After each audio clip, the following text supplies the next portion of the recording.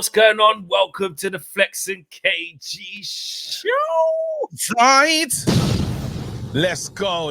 It's been too long. It has been too long. Good morning, people. What you lot saying? Morning crew, fresh and early. Get in the comment section. Yes, exactly. Like up the thing, subscribe to the channel if you are new. And we got to get straight into this. Look, we didn't do a Flex and KG show yesterday. Not yesterday, last week. You was I was traveling. You was traveling. I was here, bro. I was here. Where was I? Where was I? You was that? You're doing Champions League, bro. Brighton. Was we in Bayern? Brighton. Yeah, Bayern. Then we Bayern. Oh yeah.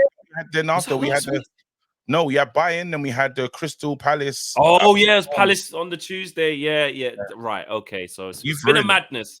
It's been a madness. I've ruined it exactly, and we still have to play EAFC as well. That's what the crowd is saying. Wait, bro. I can't wait. EAFC. Hey, we're G's, you know. EAFC. Yeah. On that one, we got jobs. Just do your job. We're shameless. we let a whole new game come out so we could get a new job. And I don't give a shit. And what? What do you want me to do? FIFA doesn't even exist. It doesn't exist. That whole thing that happened to us didn't even happen. Game doesn't exist anymore. Wait, it happened, bro. We got that message. That message, yeah. And some people are saying that our manager might get a message like that. Segue. Exactly. No, but seriously, big breaking news. That was sort of the back end of last night. As we're recording this, obviously. We did it last night, but for you guys, it's in the morning now. It's 9 a.m. So it is kind of fresh to us as we're doing it.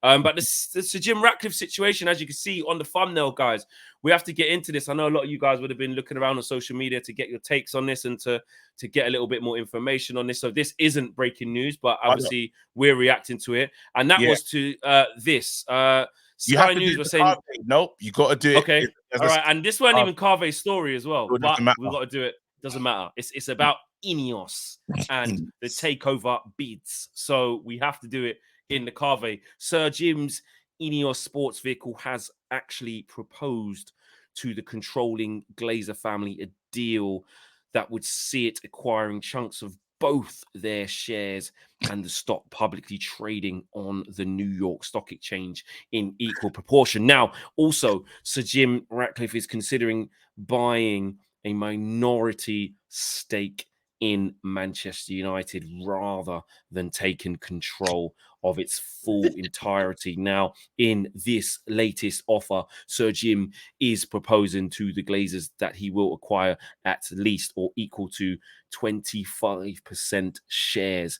Now, what does that mean? Now, Manchester United is still for sale. There is still a process, and from what I'm being told and noises that I'm hearing is that Sheikh Jassim is still 100% committed to a full buyout of Manchester United. Now, Manchester United fans will not be happy. You know, this is Sir Jim, and he is essentially allowing the Glazers to stay in a bid to just win. He just wants to win, get his foot in the Manchester United door and slowly but surely buy the Glazers out. Now, a good friend of the show and a very good friend of mine, Ben Jacobs, says Ineos's position remains that they want control of Manchester United. That means if they do seek a minority stake, as per Mark Kleinman, it will be with a view to eventual control, most likely by 2026. So Jim Ratcliffe has always been flexible. Since the process began, he has offered multiple structures, including allowing some of the Glazers to stay. But it's always been made clear that the end goal, ideally straight away, but open, very much open to other options if it means winning, is to control and have the majority stake of Manchester United. Nah, that's incredible. That's incredible. You know what's crazy, yeah? He'd be like, when did I go on Sky? When did I do that? Ineos, and I'm hearing. No, but on a serious note, yeah, let's get into. No, this is serious, bro. Yeah, this is like we're messing about. It's early in the morning for you lot, but yeah, it is actually serious. It is actually serious. Like, basically, without being silly, cut a long story short, so Jim Ratcliffe wants to buy a 25% minority share in Manchester United. He's just looking at ways that he can just win. Just any way to get his foot in, and then he wants to phase them out. That's the. Do you know what's the biggest disgrace about this? I remember them on this tiny little chair, yeah, and it was like, no, it was a sofa. There's 3 of them, like billionaires, millionaires, and I was thinking, why is the sofa so small? Again, you know, you should be looking at everything, but you're like, lads, what are you lot doing? And they was on the sofa, and it was like, if we don't win now, it will be embarrassing. You know, he said we put too much into it. We don't want the embarrassment of losing, being this far down the road, and that's what we're really at now. It's a matter of ego, you know. Like there's Sheikh Jassim's team that don't want to lose. They don't want to lose out on a bid to Ineos. In the same way, Ineos are like, well, our reputation. This is something that whoever acquires this club is obviously it's gonna. The tremors will be felt across the financial world. Bloomberg, they see what happens. They understand what is. Even for them, they're probably like, wow, like we do acquisitions all the time, but we never had this level of clicks, this level of interest in any of our articles. Now we're talking about Man United, and whoever gets this, you're trending for that. Whoever breaks it and whoever wins this club is going to be trending for weeks on end. Everyone will want to understand, and the financial companies, they'll be running it. Now, I know that Sheikh Jassim would love that. It would be... Oh, and just before you carry on, Mike Keegan reiterated that Sheikh Jassim's intent is to still acquire 100% of Manchester United. So basically, the Sheikh Jassim thing's easy. He's just as you were. That's still his intention. Give me the club. But this is, do you know what? I'm a little part of me, I'm really excited in a little bit. I'm excited because right now we're having the same situation, right? You've got the two guys you got the Glazers that want to stay and remain, right? Those guys, they're not going anywhere. But there's Glazer family that want to leave. And we're in the same impasse that we was in before. So even if you say we're offering 25%, well, that doesn't get me paid. There's still Glazers that want to leave that can take a big... but they can stay like this, bro. Here's the thing, yeah? Mm-hmm. We have to remember that with this, the Glazers are going to be up, because basically what he's saying is, all right, you know what? You're taking long. He's open to all kind of mad structures, Sir Jim, because he just wants to just get his foot in. Yeah, from his position, he's like, let me just get in, and by 2026, according to Ben Jacobs and others, by 2026, I'll phase them out, because this whole like what they want for it now in its entirety, like with what Sheikh Jassim's seeing, they're not on it. If you're trying to offer 4 point something and you're pledging all this cute money to fix it up, we don't care. Run us our 6, 7, 8, 9, 10, whatever it is, billion, yeah? Or we ain't selling the whole thing, yeah? Otherwise, they would have sold it already. And so Jim ain't got that kind of weight, yeah? So he's already from the jump, he's come on some, do you know what I mean, mishmash thing. He's come on some, all right, well, what about like this? All right, not like that? All right, well, what about like this? Yeah. Well, what about this one? What about... He's doing all kind of mad structures to try and get his foot in the door. The thing is now, remember when, again, I always go back to that talk we had in Vegas on the strip, on the bridge, because when we had that, like, kind of like, the heat stroke. I feel like that's the last time, full on heat stroke, camera turned off. But like, we had like a Glazer thing there. I think, did we do 2 shows there? No, it was that day. It was that day when it was too hot, innit? You stopped. And you was like, they have to sell now. They're never going to get this money, etc., etc. And I was like, they're just going to sit. They're going to sit and they're going to wait, and they're going to wait and wait and wait. And that's what's happened since. But with this they're holding tight for the money, though, Flex. They're holding tight for the money. That's what I'm saying. They're holding tight for the money. Yeah. But this way, though, it gives them a little bit of maybe a little bit of everything. Because remember, we did an exclusive with David Hellier last week. And that was in the wake of all this happening now, where Sir Jim's, the details of his kind of rebuffed bid is coming out. Because when we reported it last week, when Bloomberg reported it, and we did that piece with David Hellier, he said at that early stage, this time last week, we don't know the exact details of how he's rebuffing it, but basically he's changing up the way that his bid is, so restructuring his bid so that the minority people, them who are getting vexed, are saying to the Glazers, can't leave us out. That's big problems. Like you ain't just edging us out and we're not getting our piece. We're not on that. So the reports last week was that Sir Jim is making it in a way where the minority shareholders get paid. Now we're starting to see how, because basically he's going to buy 25% in a minority stake.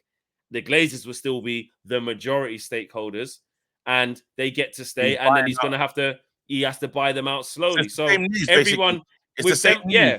But they're happier now, though. It's the same news, but the minority people are now the people that were giving the Glazers a headache before, saying, if you sell this club, remember when David Hellier said, exclusive here on United View again, by the way. Yeah. No, shameless plug. No, it's not shameless. Here. There's no shame, bro. It was exclusive here. Yeah. And David Hellier said, what did he say? We were the first people to report with David Hellier, right, that Sir Jim's bid, as it stands, is dead in the water. Dead. Yeah. Have you even got that? Of course, I got that sound. Dead. His bid was dead in the water. It was dead in the water, right? So that was the last thing we heard from Sir Jim, right? Yeah. So he had to change his bid, and lo and behold, the reason why he has is because he knew because the liar. Well, he said a liar. He's going to get the club back to fans. Let's remember that. Let's not forget. But that's still his plan. That's still his plan by 2026.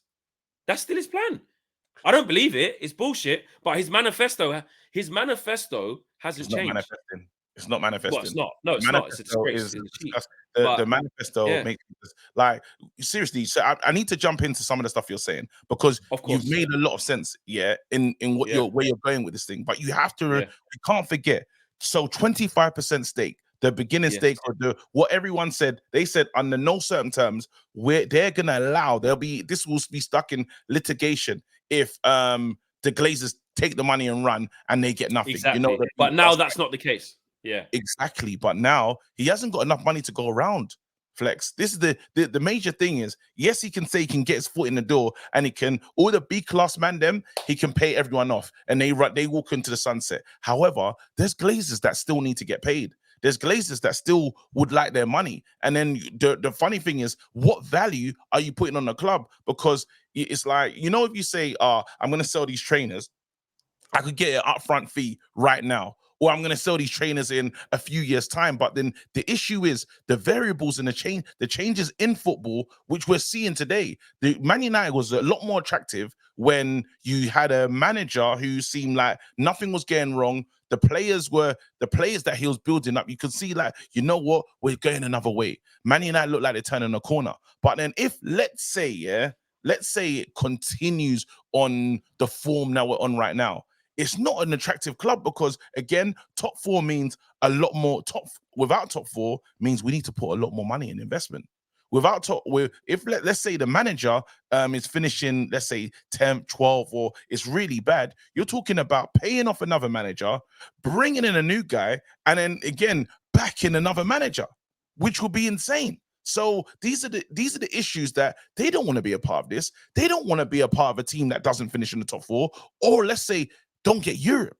They do not want this. This is not what because every time we don't get Europe, that's when they have to pump more money in. These guys have walked without dividends for a while with the thoughts thinking, you know what, we're getting close to treasure. We're getting close to the final sell. So I still believe that what they now have, this is the part that I think is what they're aiming for, is leverage. Before, you know, when they said the deal's dead in the water, there was no reason for Sheikh Jassim to come back. He's like, who am I competing against? Correct. It's only me. Right now, there's leverage. Correct. There's leverage in the deal because Sir Jim's saying, I'll do anything for the club. And that's he's saying that. And that was music to the Glazers' ears. It was music. It's like, that's what I mean. This is bad news. This is bad. No, it's good because they can go back to who they want to. They want the money. They can go back to those guys when they call up. But that's true. But can you just pay up the $7 billion? Yeah, but this is what we have to talk about now, though. This is what we have to talk about, which I did kind of touch on it with David Hellier. And, you know, we can do it here. Will this spark the Qataris into action? Because essentially now, like you said, it's like arguing with yourself or bidding against yourself. You're the only one in the room. I ain't got competition. That's why I'm not going any higher. You ain't going to accept that guy. You ain't going to accept that guy's bid. Like we know, dead in the water, mate. You can't accept that. Your minority shareholder is going to take you to the cleaners. So the only viable option is mine. And that's the reason why the Glazers didn't accept it, because They were waiting for another lifeline. They were They're waiting for the something else. lifeline. They said any Right. was going to So come. on one way, that's what I'm saying. So on one way, obviously, you could say it's good, yeah, because now the Qataris will say, okay, we've got competition. You know what? Allow this, because this is what we want. We basically want the bidding thing to poke the bear and wake them up and go, oh, you know what? You're taking too long. 8 Billy. We're done. We're done. Close it all down.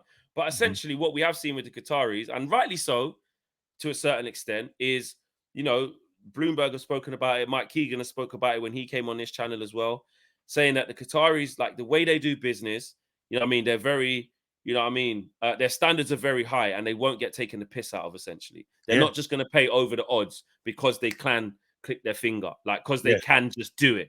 You're not mugging us off. Don't just see us as the guys coming in from the Middle East and you can rinse us and we'll just pay it. We're not on that. We're going to offer you this, which we think is fair, and not even just fair, it's a world record bid as well, by the way. Agreed. And we're pledging another billion to this. Obviously, the Glazers don't care about that bit. They just care about it. And I'm with you. But if they say now, but they could still say, and this is what worries me because we haven't seen them do it yet, which I know we have to wait and see. They can still say, you know what? You're taking ages. Do you know what? No, they would have walked away already. They would have walked away already. This is gone too far. Everyone's got a cutoff point. Like everyone's got a price. Everyone's got a cutoff point. No, and I'm just worried that they go.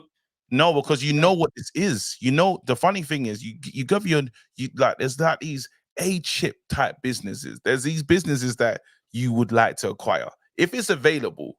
It's like this in the portfolio. Yeah, your portfolio is nuts. What club do you own? Manchester United. Because like you're not, we're terrible. Like right now, I understand we're terrible, but the brand, just us as a brand, is the thing. You know, it's different. If you own that, that's the almost like the crown jewel. You know what I'm saying? If you have that and resurrect this thing, oh my goodness. And they're all thinking about it. That's why Sir Jim is in a position where he's like, I'll take 25%. He never would have done that before. Yeah, of course. So now, but he's also in that position. Don't get twisted, bro. He's also in that position because he can't afford the other way. No, I understand. No, but then he doesn't, bro. Like, this is not how he's talking about by 2026, bro. It's 3 years away.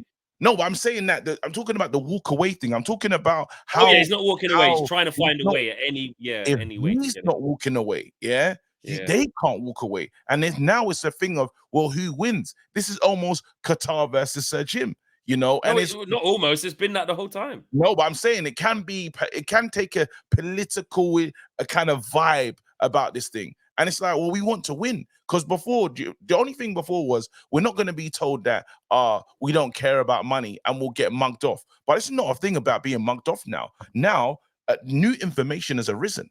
New information in the point of, well, we've now proposed a new deal where we value the club at more, you know? So what are you going to do? Because we basically, in an auction, we put our hand up again. Yeah? And it's like going once, going twice. Are you not going to do anything? And I believe because of the type of club, the size of the club, and where you can take the club, they want in. They want in. Of course, so I agree. I do 100%. All it is a hope, though. Don't get it wrong. It's a hope and a prayer that they say, because there is money that they're looking for, and we have to, like, just like the Kane situation with Levy and stuff. Everyone argued. I remember when we were talking about that before. Everyone told me, listen, they will allow him to. He could leave for free if they finish top 4. And I said, not on your life. There's no way it's not happening. We don't know how Levy is, this, that, and the other. No.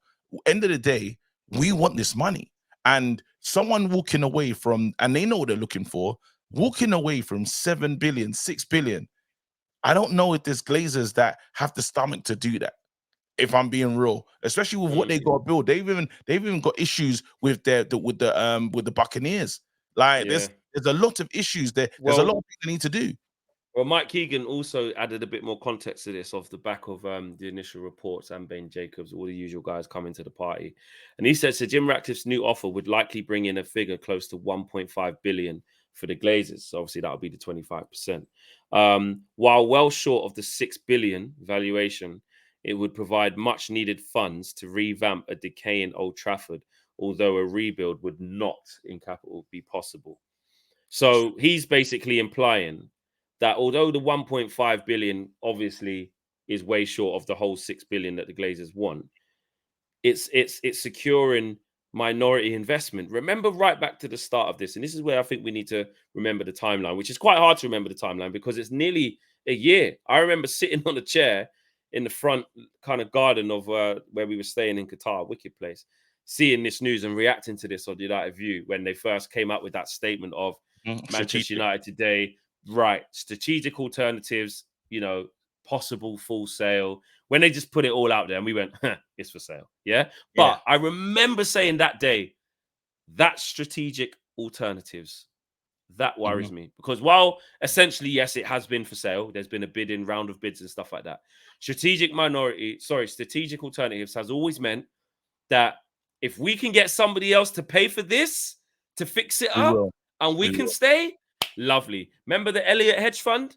Remember the other little American consortiums? It's not, they're kind of not really involved in it now, but they were at one stage, it was a bit of a viable option. Do you know what I'm saying? Like the whole, we'll give you just 1 billy for a X amount of share. We'll give you 2 billy for a X amount of share. Do you know what I'm saying? So basically, Sir Jim Ratcliffe has gone from essentially wanting to be the majority shareholder in a different way to now becoming just a pure facilitator. Now, I know the saying goes, or his manifesto goes, that he wants to buy out the whole thing in 2026. But essentially, like what Mike Keegan is paraphrasing here, and let me just go through that once again, because I think it's really interesting. So Jim Ratcliffe's new offer would likely bring in a figure close to 1.5 billion for the Glazers.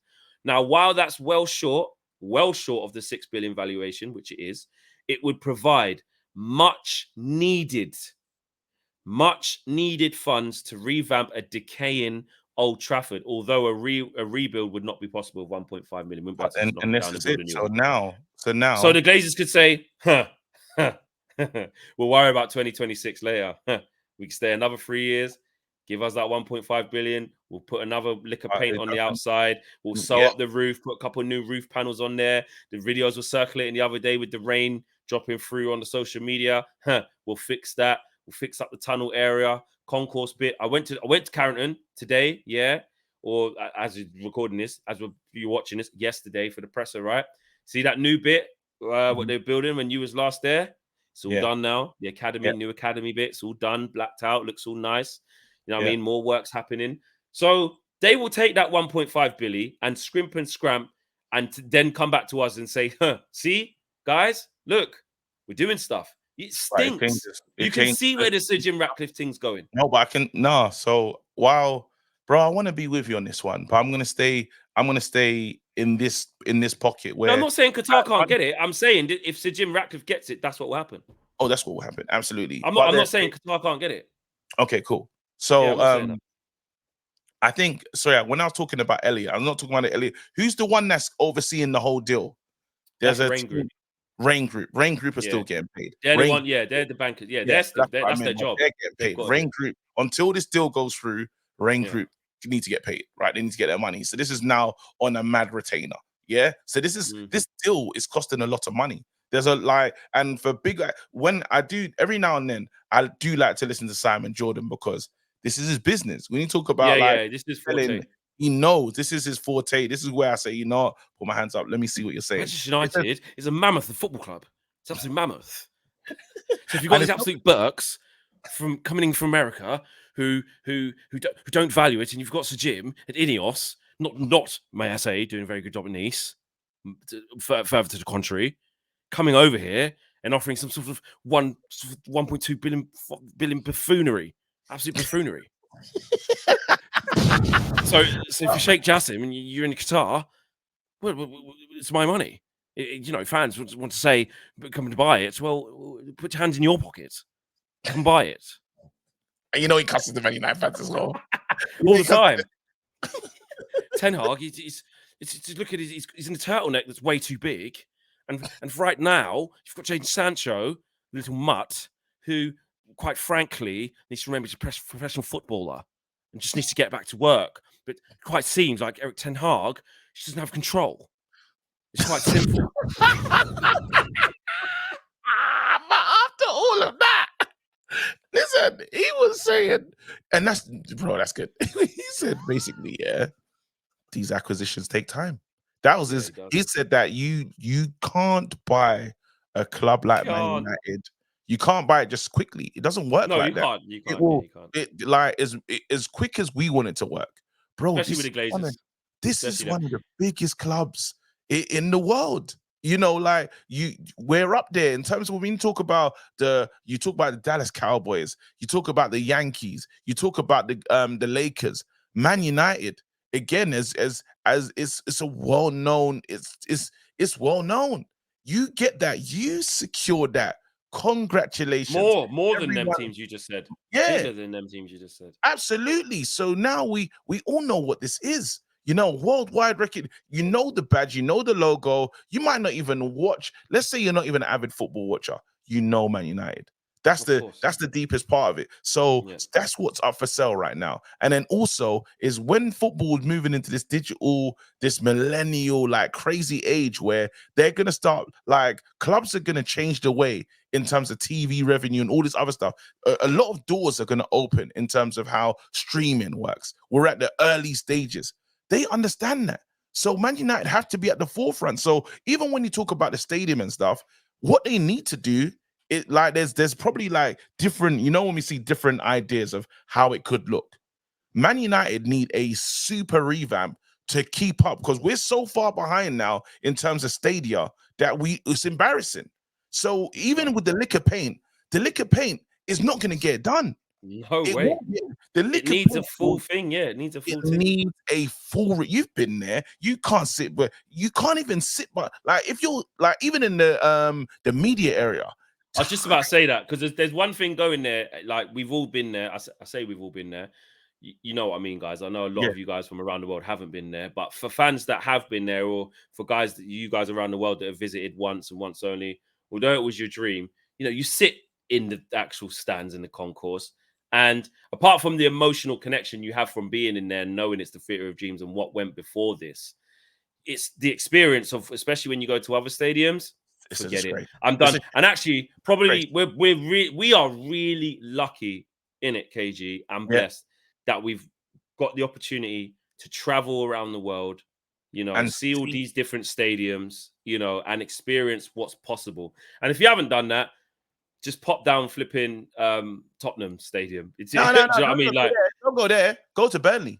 You already saw the video. You saw the video they did at Burnley, bro. Even them, like, that's the club that got relegated, and they got understand. American owners in, got new owners in, and look, like I say, everything changed when me and Josh went back there. Yeah, enough change in that small amount of time, and that was from the Championship. We know, and we went.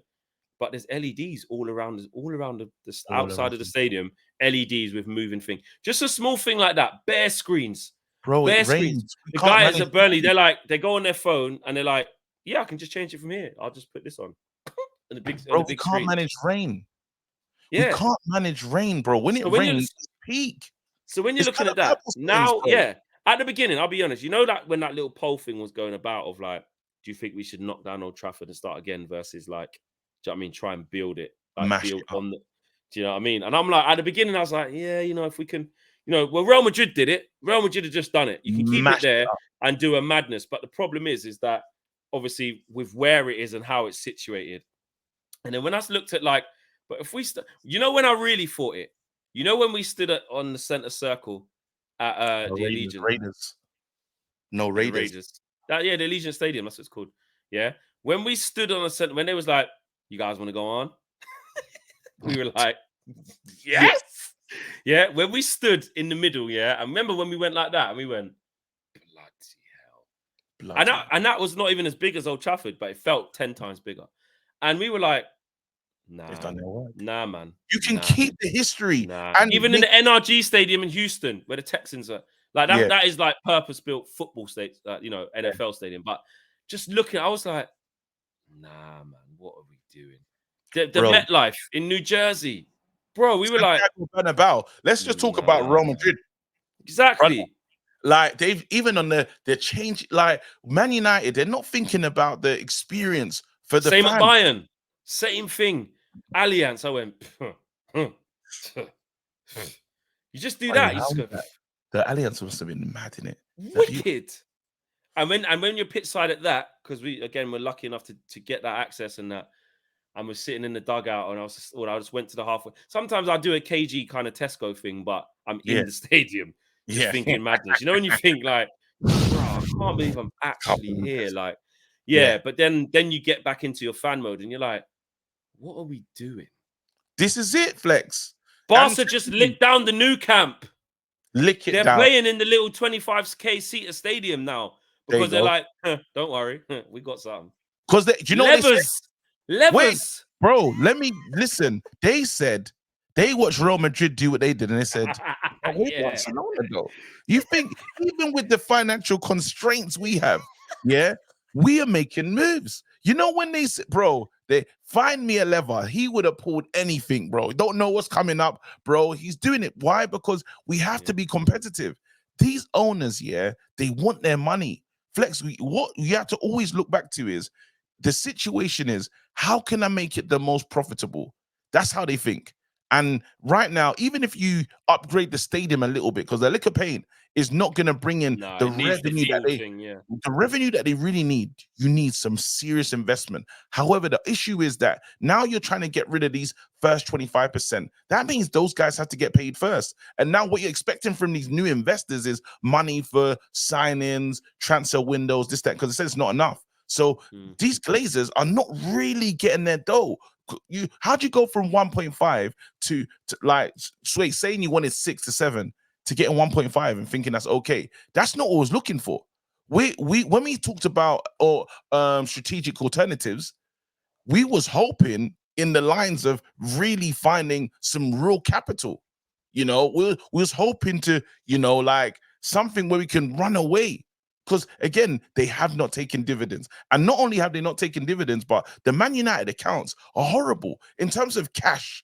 Like we're actually seeing the years of erosion, the years of poor management, the debt that's arisen. Remember, they're still rising, by the way, because now if they don't go nowhere, well, who's going to look after that debt that's been built up? In this next, from now to 2026, who's going to pay for that? All these things have to be discussed, and this is not stuff that they want to deal with. They almost want to like allow this thing to just happen over there, bury their heads in the sands, and run. But now you can't just run. So the best deal that they can get is if Qatar say they pony up and they say, "Here you go, we're gonna give you exactly what you want," and they'll use this. They're gonna play the media games. They're gonna, because it's great. Where's this stuff come from?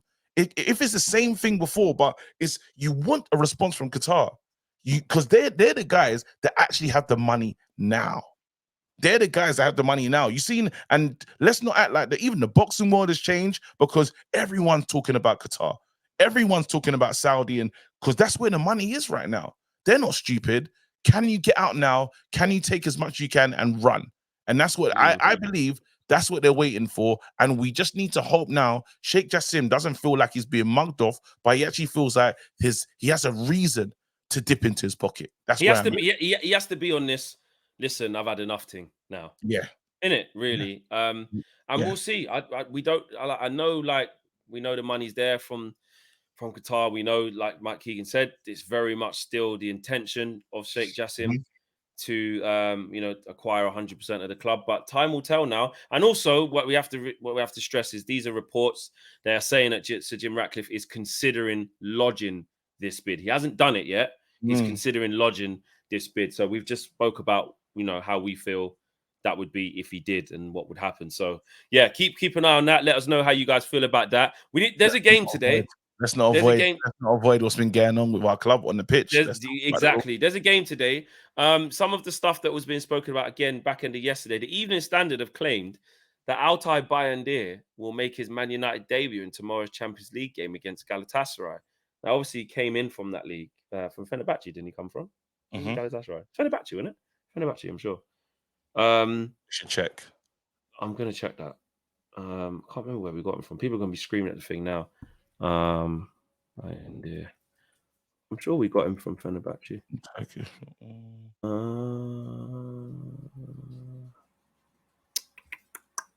Yeah, Fenerbahce. Yeah, it is Fenerbahce. So the Evening Standard are claiming that he's going to start tomorrow.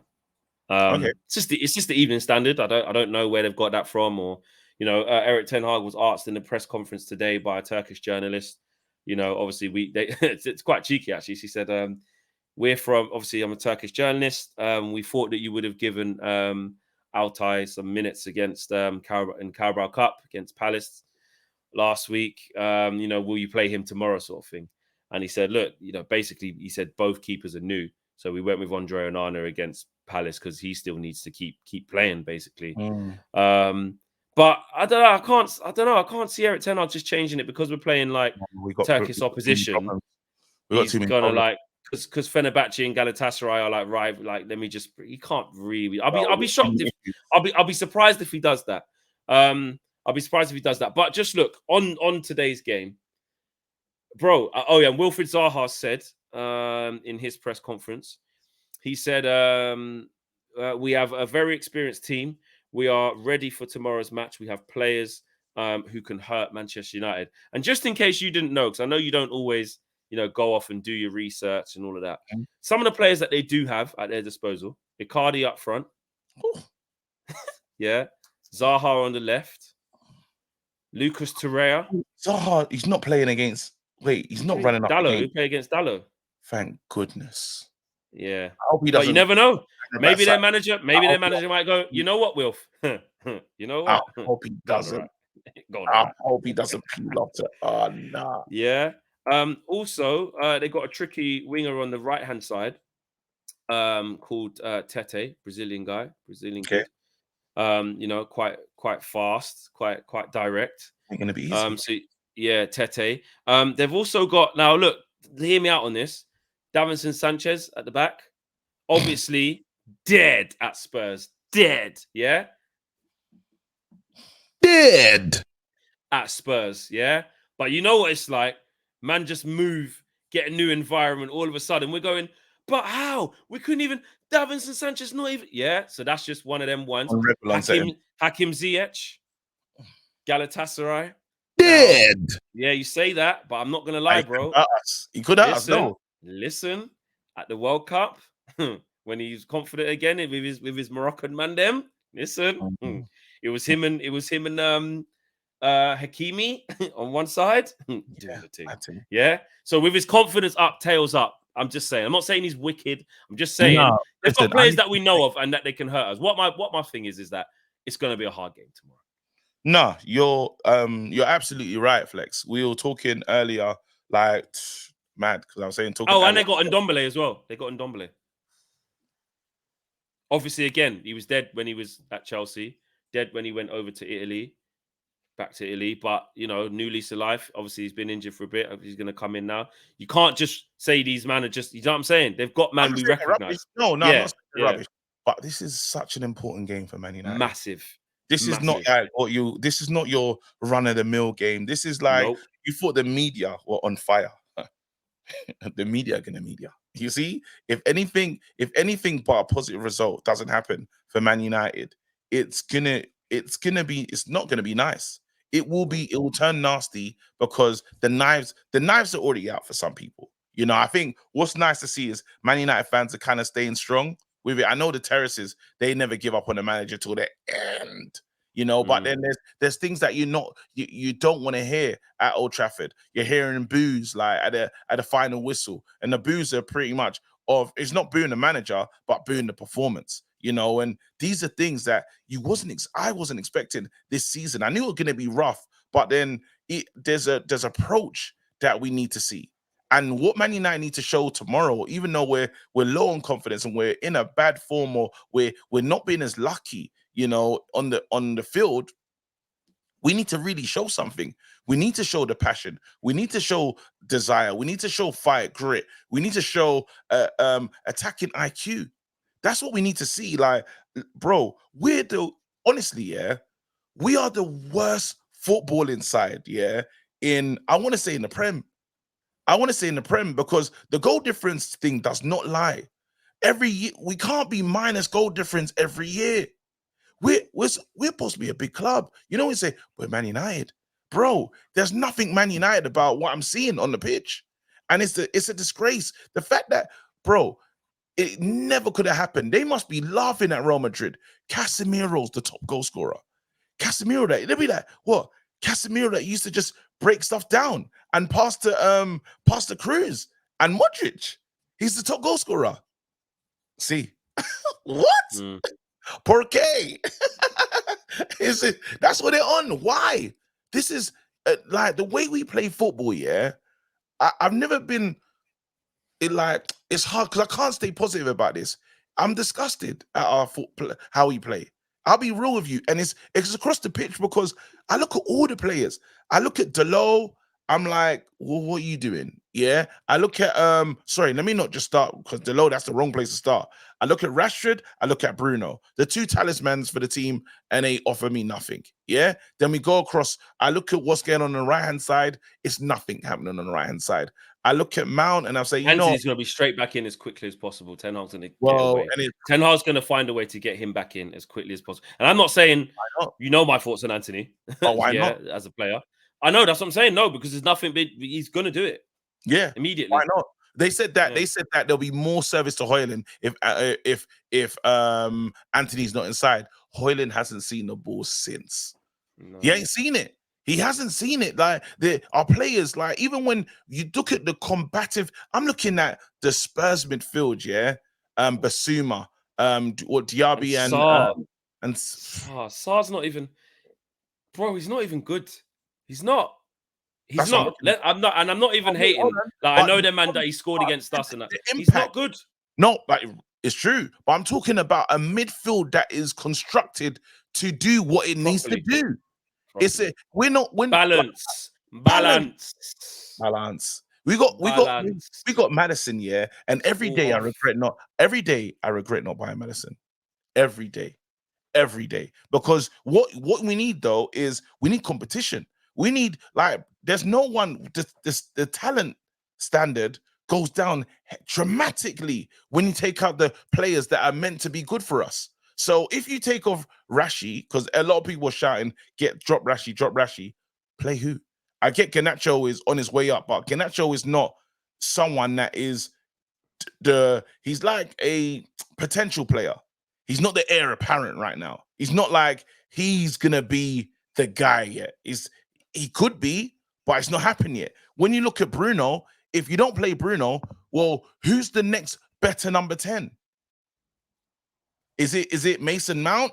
Is it Ericsson? No. Let's say it was Madison. Bruno's nervous. I gotta turn up. Yeah, that's true. I just feel though that we have to come away from and this is me included because I'm in this. I'm starting to come away from or understand that I need to come away from like, okay, so this player has come through clutch before and has scored, you know, flash moments or does this, or Bruno, you know, it doesn't mean I don't respect these players. It doesn't mean I don't respect what they've done because you know me, I've gone to the hill for Bruno, innit? Yeah. I always defend him. I've defended Rashi, although I've always had thoughts of me and you have had conversations, a lot of conversations about Rashi, and I feel like we're always back here. Yeah. We always, no matter how mad. Remember that conversation we had? It's just after lockdown. I remember. And remember what I said, the things I said. You even said it's a purple. You said, is this season a purple patch? The last season. I remember when didn't I say that to you? You said we've had loads of conversations like this.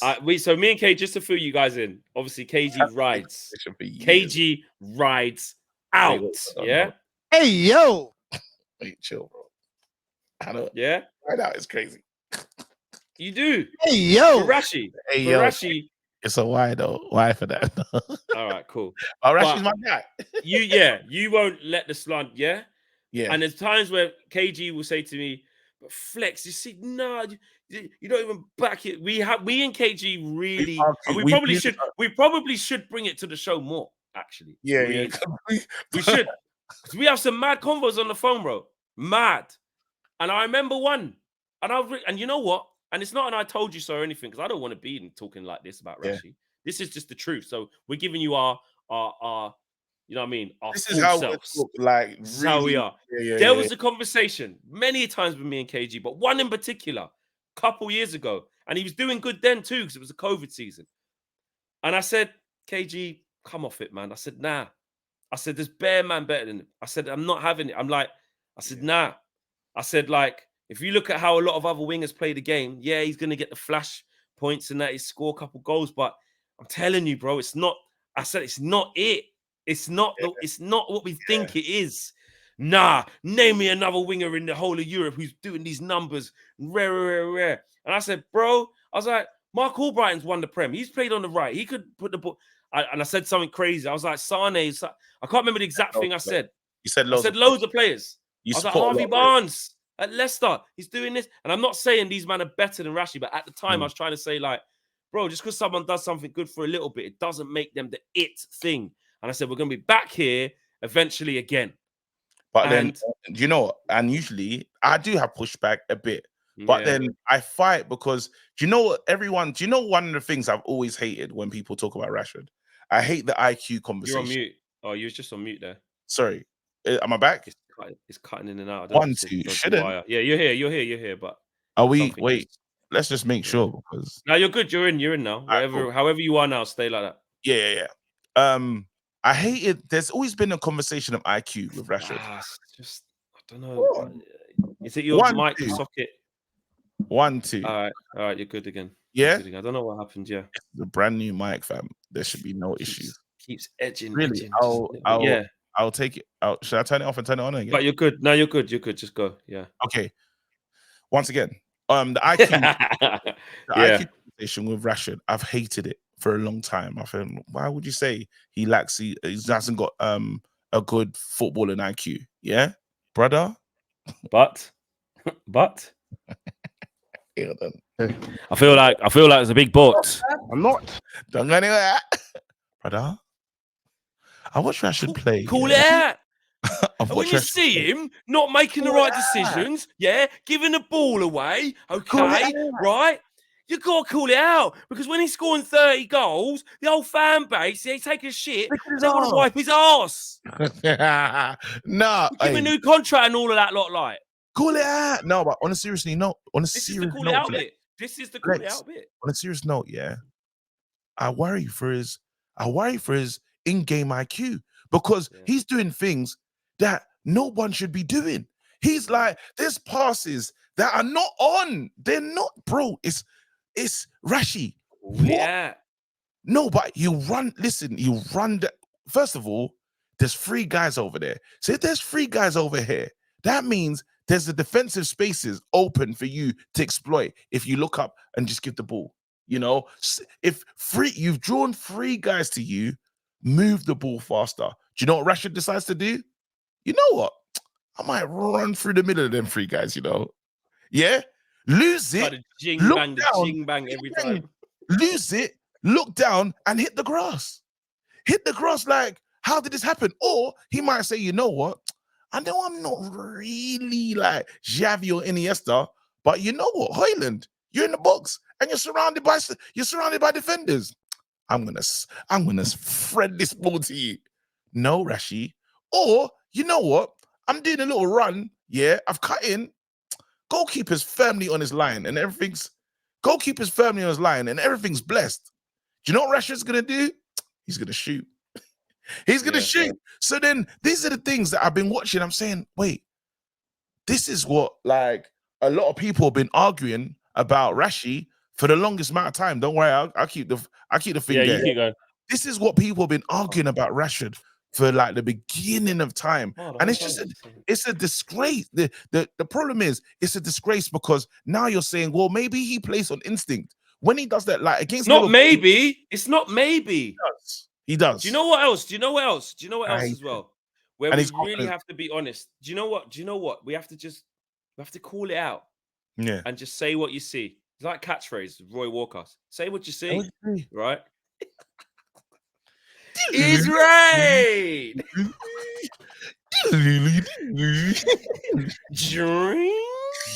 Hey, we've just lost a whole generation of people that watch the show, bro. That's really old. Look at Mr. Chip. What's he doing?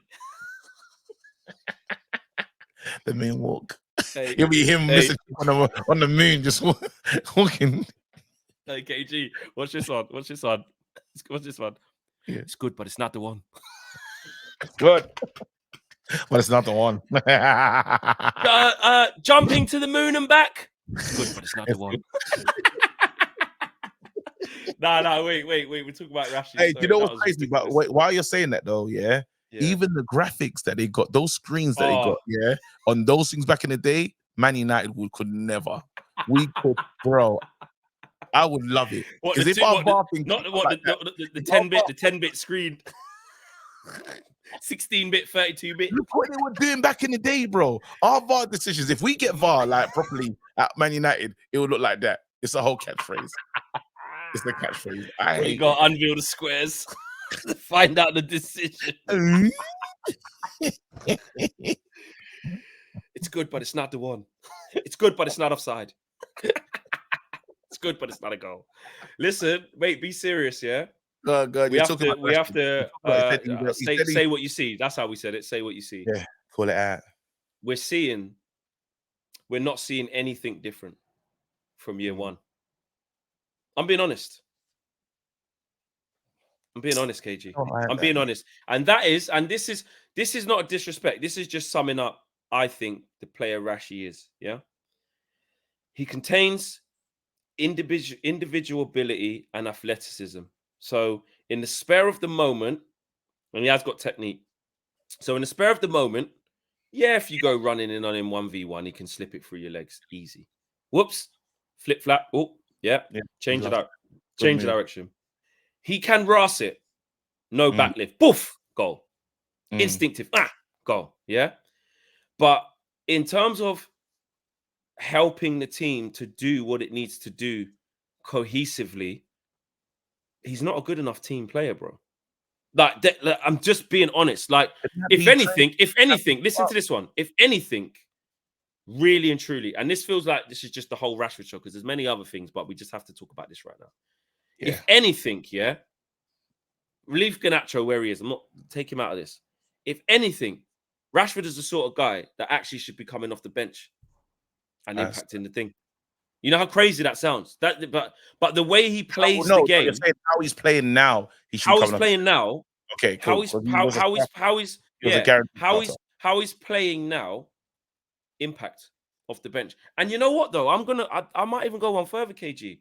Not even just how he's playing now, because if we take the sample size of all of Rashi, let's look at just all of his seasons and the lack of getting to where we would like him to get to, and we're basically learning about the type of player he is versus the type of player he isn't. We just need to understand the type of player that Rashi is, bro. I think that's unfair because it's not unfair, bro. It's not unfair. It's looking at his attributes, bro, and saying what the guy's very good at and what he's not very good at, and stuff he's not likely to be good at. I'm saying that in terms of have to smell the coffee. I'm with you. I'm with you on some of it. I'm with you on some of it. But when you say we look at the body of work, look at what's happened with the body of work for all these players in terms of with the lack of stability. Yeah, we always do that one. We always do that one, though. You have to. You can't not. We have to look at the individual, bro. No, because we're going to talk about Bruno's game. We can have the same conversation. I'm with you though, but let's talk about let's use it for like a child, adolescence and stuff. Yeah, even like. If you get a kid that's been, we both worked with kids, yeah? Perfect example, actually. A kid that's been like getting to mainstream schools and he's not got what he needs from anyone. He's needed one-to-one. He's needed all this other stuff. What's he need now? No, I'm saying he's needed all this stuff and it's never happened. He's finally been sent to, I don't know, he's finally been sent to somewhere where it's supposed to be like a finishing school where he should do well. But the years of all that thing, not having it, has affected him. He's behind. He's not been able to do stuff that he should be able to do.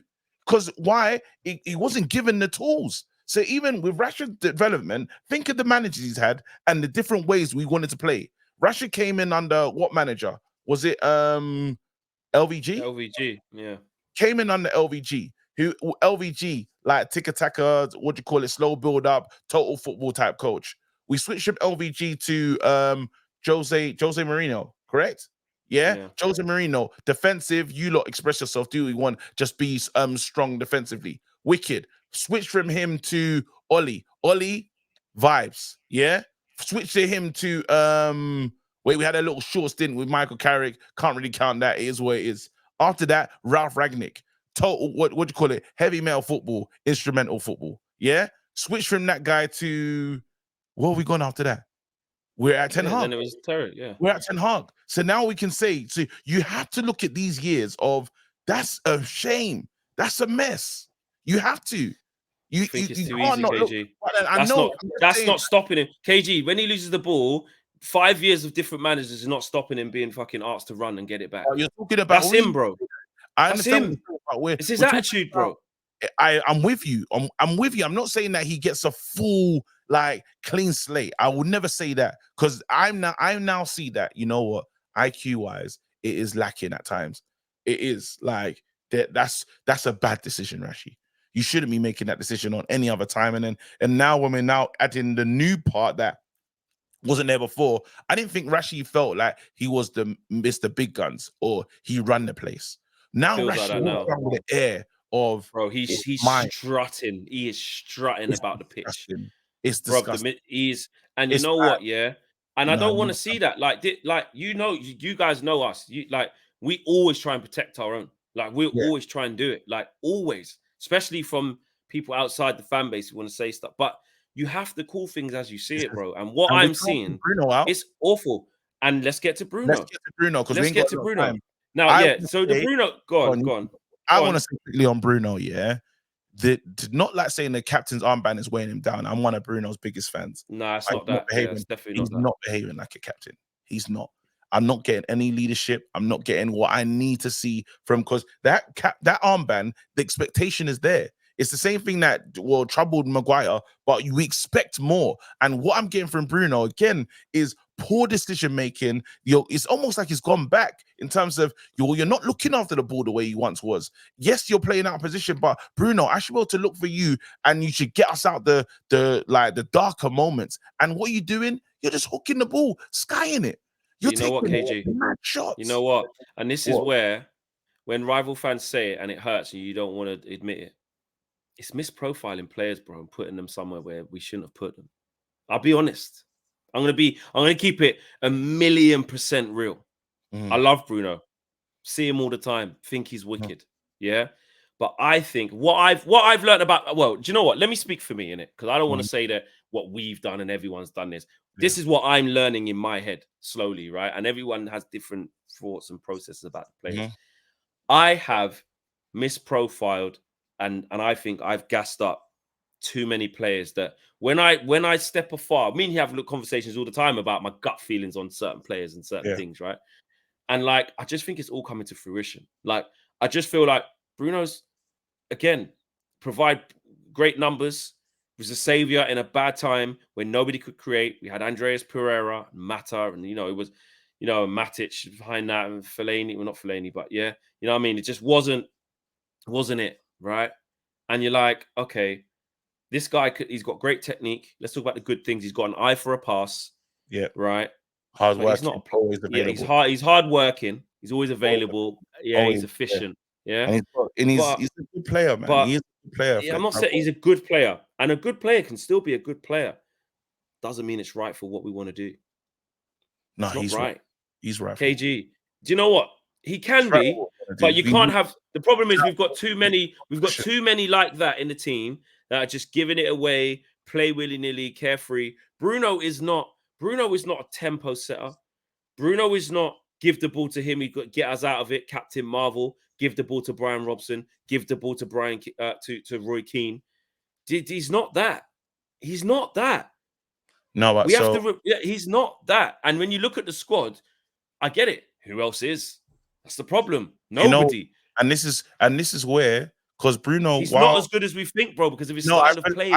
And this is where the manager needs to critique, call it out. Because if you have a Bruno, what you should be looking for is someone that's going to be the opposite to Bruno. The balance, right. The issue which is what he thinks Mason Mount is going to help do, but it doesn't work. No, it's not. Doesn't, because even now you got Casemiro. Yeah, I love Casemiro, but he doesn't look after the ball. He doesn't care about it. Not. No way. He doesn't care about the ball. So you got Casemiro with his one self, yeah, and then after you got trying to bring Amrabat into it now. Or you're trying to bring Amrabat into it. So hopefully you can get something from that. But when you're talking about constructing a team, that's the issue, bro. You've now brought in, you know where Bruno's deficiencies are. And that's why I say some of this is on the manager, because of course. You needed to buy a player that is going to enhance or bring out the best in certain players. I still believe Bruno, without all the signings that come to Old Trafford, he's the only one that the shirt wasn't too heavy. And I've never seen a player improve. I agree. Yeah, so that's why I say he's probably cut from a different cloth in terms of the others. He gets it. He knows what it is to work. He's passionate. He does. But he does possess quality, like against Burnley, when no one's going to score. He's capable of doing that. They are our match winners. And you know what I think about the conclusion I've come to with Eric as well, with Rashi? I think he's scared to rock the boat too much. This is the first time I've seen him. He's too scared to do what really needs to be done. He did it with Ronaldo, right? Because essentially he just didn't want him there. And he knew, if I just leave him out, I think this is Ronaldo. He's a great, it was him and Messi, the greatest footballer of generation. He's going to cut. Didn't think he'd do the Piers Morgan thing, but he knew, he's going to go. The Harry Maguire thing, that's easy. Yeah. He can't play how I want to play, and therefore you can't be the captain anymore. David De Gea, some people may even look at it outside thing and go, bloody, I'll tell you what, you ain't done exactly, you've done your worst starting 34 years now. But it's not because of Onana. But De Gea was moving mad. Wait, even that year, he did rock the dressing room. They weren't happy with how he was. They weren't happy, so he's rocked the dressing room with that. The way De Gea left, they wasn't 100%. happy. They wouldn't, and we know behind the scenes, David De Gea would have been loved by the players. And we get it. It's not player FC. Players need to get a grip, move on, etc. But I agree with that. Yeah. He dealt with the Sancho thing. Yeah. Sancho, you ain't telling me nothing. You know what? I didn't even buy you. Shut up. Like, don't say that to me. Furthermore, you ain't even done anything. Rashford, credit in the bank. 30 goals last year. No, but I don't think it's that. And at the club, who he is, got the new deal, everything. I think look at this last game just gone, Ten Hag, when the board went up and Palestri came off, should have been Rashford. Everyone knows it. Everyone knows that. Should have been and moved him to the right way. He's always shit. Then what happened for the next 10, 15 minutes? He was shit, and he took him off in the 77th minute. Now, our best player, essentially, between him and Bruno, they're our best players, They're the players who are going to score and do things. He's a new contract. You're poster boy Rashi. We're 1-0 down to Crystal Palace, and you're coming off the pitch in the 77th minute. That tells you everything. That means you're not having a good game. But also what that shows you is probably 15 minutes before that, if you're getting hooked in the 70th, 77th, you could have come off. But Ten Hag knows he should have come off. No, Ten Hag knows if he does that to Rashi, I think he's shook of how he's going to respond and think, shit, I could actually lose him properly. Like, I don't know. I think the best way to get him through this is to keep playing him. But in doing that, I think Ten Hag's causing more damage, bro. Yeah. No, but this is how... And I think he's scared to confront him. I think Ten Hag is scared to confront him. No, I honestly feel, that...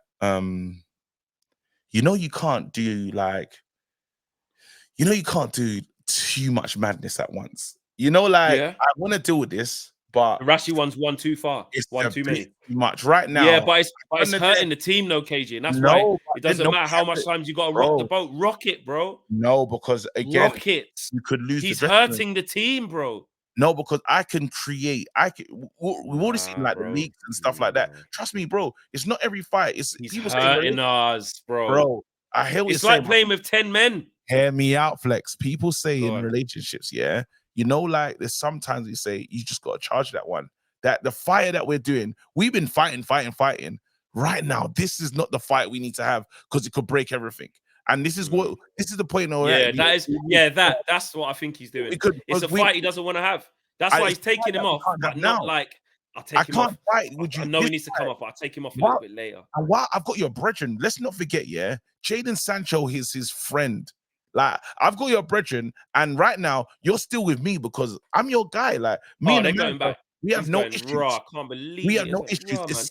Eric's moving mad, bro. I don't want to run. Nah, he's pissing me off. Why is he leaving you out of the team like that, bro? Like, why is he? Quick text. You remember? Because he's already mad.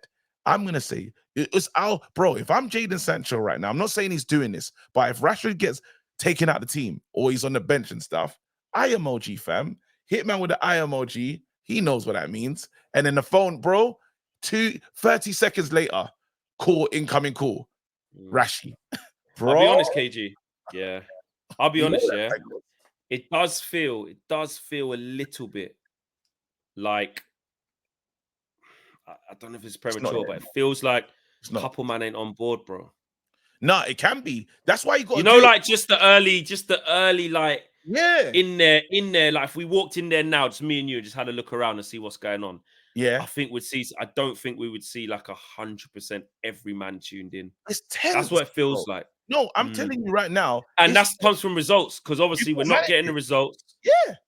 The style of play. I know injuries. Man, them injured. Yeah. Recovering, bro. The mood, even though they keep telling us the mood's fine, it's tense. And you already know you're having an argument with someone, and like it or not, as time goes on, you start to feel differently about things. There's probably players thinking, come on, man. You're like, why is he not allowed to come round why can't he eat with us? You know, like little things like that. Come on, man. And I back Ten Hag in this, by the way. Yeah. I've come out and said, listen, I get it. If you're not going to say sorry, you can't come back yet. Exactly. But it doesn't change what the feeling would be inside the thing. The feelings is different. It's like how I love boxing, right? And like there's people called Conor Ben. You've seen that situation, yeah? Yeah, and he's gone outside to go fight. How long the British Boxing Board of Control are taking to do things? I'm like, well, why are you still on him like this? Like, this is not consistent. Because he's a cheat. Well, now feelings have changed where I'm like, well, let him live his life. You know what I'm saying? So with time will change feelings, and you'll be like, wait, what's going on here? So you have to manage that. Every manager has to manage this carefully. You can't have too many bad apples in a situation. It ruin everything. And that's especially when they're not running hard enough and you want to cuss them out. Bro, you have to manage that. You can't just a heavy hand on all the players. You have to do this thing. You have to know what to do. Yeah. No, because they're not doing it. Only certain men are doing it. Hannibal's coming in and running his ass off. Yeah. Do you know what I mean? Regulon's obviously playing for a contract, running his ass off. If he told the players to come in after that game, if he said everyone come in on Sunday or on Monday and we're doing the run like he did before, do you think they'll be on his side? Do you think they'll like that? Absolutely not. So you have to manage that. Yeah. You can't fight every fire, bro. Sometimes you got to say, hey, listen. Yeah. This is one that really does have to start fighting it, bro, because it's going to hurt the team. He's going to do something, but he's going to if Ten Hag keeps moving like this, bro, he's going to have to die on his own sword, bro, and I don't want that. No. He'll sort it out. He'll fix it, but hey, we've got because this is an extended version. Happy morning, peeps. Happy match day, by the way. We have got a match today. Prediction quickly, KG, for tonight. 2-1. 2-1. 2-1. Ropey 2-1. Ropey. Probably they score first and we have to do something. Fucking hell. If they score first, I don't even back us to come back. 2-1. We score first, they equalize, and then we get last minute winner. Something 8-6, 8. Just not nice. Yeah, or maybe like a 1-0 something. It's not going to be nice. Not nice watching. Not nice. All right. Guys, listen, thanks for watching extended Flexing KG show. We haven't given you one in a while, so you can't accuse us of just trying to stay on the fence because they're around the players, they've changed all day. Yeah. Listen, this is what we really think. Do you know what I'm saying? Anyway, guys, take care. Smash a like on the video. Subscribe to the channel if you're new. Peace.